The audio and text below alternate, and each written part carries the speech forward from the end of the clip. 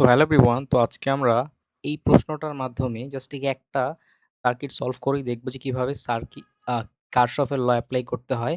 তো চলো আমরা স্টার্ট করি জিনিসটা কথা না পেঁচায়। তো ১ম এ আমরা চিন্তা করলাম এখান থেকে হচ্ছে আমাদের I1 কারেন্ট যায়।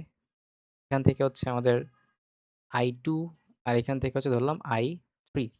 আমরা আমাদের ধরে নিলাম। তোমরা চাইলে ধরতে পারো যেমনে মন চায় তেমনে। কোনো সমস্যা নেই। তো এটা হচ্ছে আমাদের ১ম কাজ যে কারেন্টের দিক ধরে নেওয়া। তারপর হচ্ছে আমরা কেভিএল এপ্লাই করব। কারশফ ভোল্টেজ ডিভাইডার রুল। তো এখানে আমরা কি করতে পারি? তো ১ম এ আমরা ধরো এখান থেকে লুপ ঘোরা স্টার্ট করব। অর্থাৎ এখান থেকে এভাবে লুপ 1। তো আমরা যখন এখান থেকে স্টার্ট করব এটা হচ্ছে মাইনাস, এটা পজিটিভ, এটা হচ্ছে পজিটিভ, এটা হচ্ছে মাইনাস। আ আমরা যদি আচ্ছা আমরা এখানে এটাকে এমনি না ধরে পজিটিভই ধরি এখানে, সমস্যা নেই। আচ্ছা এই বরাবরই আমরা কারেন্টটা ধরি I3, কোনো অসুবিধা নেই। আচ্ছা I3।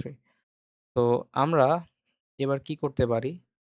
তো চলো ইউজিং কেসিএল লুপ 1 যেটা, লুপ 1 এ কেভিএল এপ্লাই করলে কি হয় দেখো।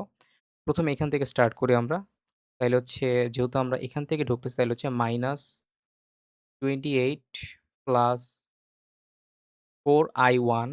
তারপর হচ্ছে দেখো আবার এখানে 2 ওহম, তো এটা হচ্ছে পজিটিভ, এটা হচ্ছে নেগেটিভ। যেহেতু ঢুকতেছে তার মানে হচ্ছে পজিটিভ। এটা অলওয়েজ মাথায় রাখবা যে একটা রোদের মধ্য দিয়ে যদি কারেন্ট যায়, ঢুকে তাইলে হচ্ছে পজিটিভ হবে।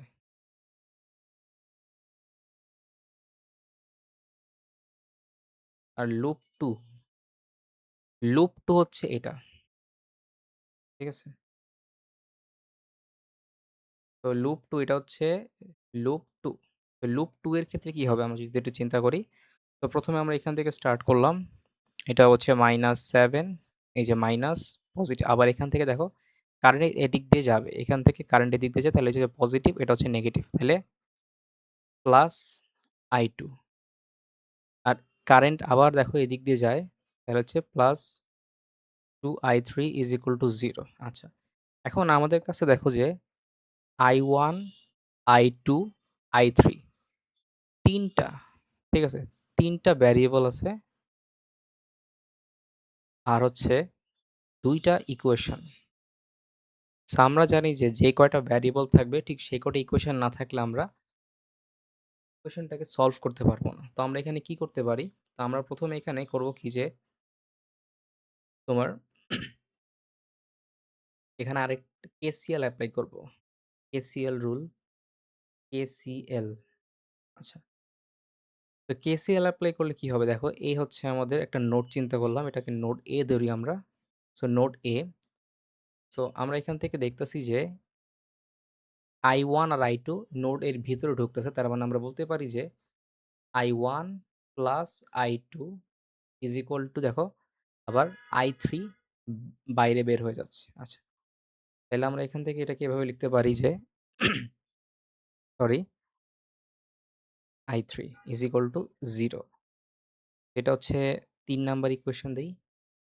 এটা ২ নাম্বার, এটা হচ্ছে নাম্বার। সো এখন দেখো আমাদের কাছে ৩ টা ইকুয়েশন আছে, ৩ টা ভ্যারিয়েবল। তো আমরা এখন চাইলে সলভ করতে পারি জিনিসটাই খুব ইজিলি। সো ইউজিং ক্যালকুলেটর, আমি একটু ক্যালকুলেটরটা ইউজ করি তোমাদের সামনে। আচ্ছা। তো I1, I2, I3 এর মান আসবে। তো I1 এর মান আসবে, I2 এর মান আসবে এবং I3 এর মান আসবে। আচ্ছা, ঠিক আছে। তো আমরা একটু দেখি। I1 -7 plus I2 plus 2I3।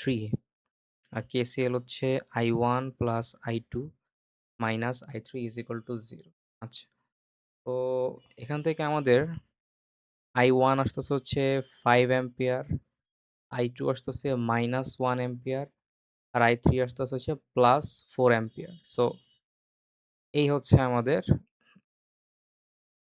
তোমার ৩ টা কারেন্টের মান। সো তোমরা আশা করি বুঝতে পারছো যে কিভাবে কেসিএল আর কেভিএল এপ্লাই করে যখন দেখবা যে তোমার এখানে রোধ বা মানে ওহমের ল, ভোল্টেজ ডিভাইডার, কারেন্ট ডিভাইডার কোনো কিছু এপ্লাই হচ্ছে না, তখন তুমি অবশ্যই কেভিএল আর কেসিএল এপ্লাই করবা। সো এভাবে করেই তুমি কেভিএল আর কেসিএল এর যে কোনো প্রবলেম সলভ করতে পারো। এটা হচ্ছে আমি বেসিকটা দেখাইলাম। তুমি এখন জাস্ট যে কোনো কোয়েশ্চেন নাও, তুমি জাস্ট এই নিয়মটা এপ্লাই করো। তুমি দেখো যে তুমি যে কোনো কোয়েশ্চেনই সলভ করতে পারতেছো। তো আজকে এই পর্যন্তই। That's for all today. Tata.